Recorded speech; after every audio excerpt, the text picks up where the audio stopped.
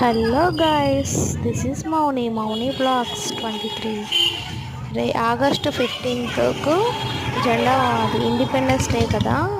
మా గల్లీలో వాళ్ళందరూ జెండాలు కడుతున్నారండి. చూడండి, మొత్తము రేపటి కోసము ప్రిపరేషన్ మొత్తం రెడీ చేస్తున్నారు. ఇది వచ్చేసి సాయంత్రం అండి. చూడండి, మొత్తం పైకెక్కి మొత్తం పైన కడుతున్నారు.